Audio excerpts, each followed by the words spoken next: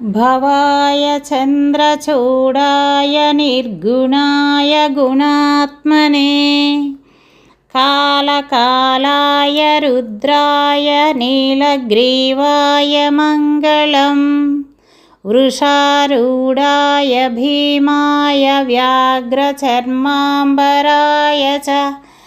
वनवारं पशूनां पतये तुभ्यं गौरीकान्ताय मङ्गलम् भस्मोद्धूलितदेहाय नागयज्ञोपवीतिने रुद्राक्षमालाभूषाय व्योमकेशाय मङ्गलम्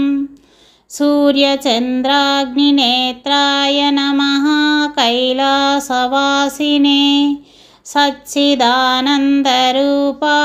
प्रमदेशाय मङ्गलम् मृत्युञ्जयाय साम्बाय सृष्टिसृत्यन्तकारिणे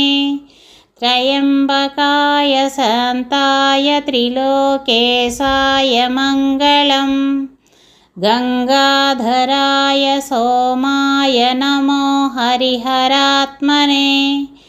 उग्राय त्रिपुरग्नाय वामदेवाय मङ्गलम् सद्योजाताय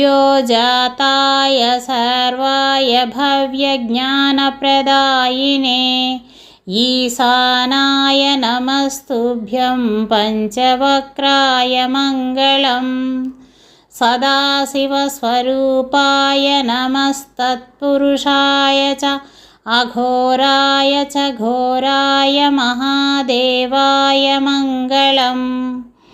श्रीचामुण्डा प्रेरितेन रचितं मङ्गलास्पदं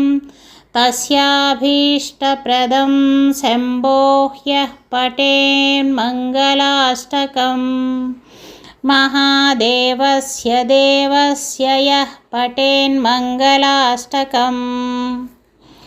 सर्वार्थसिद्धिमाप्नोति ससायुज्यं ततः परम्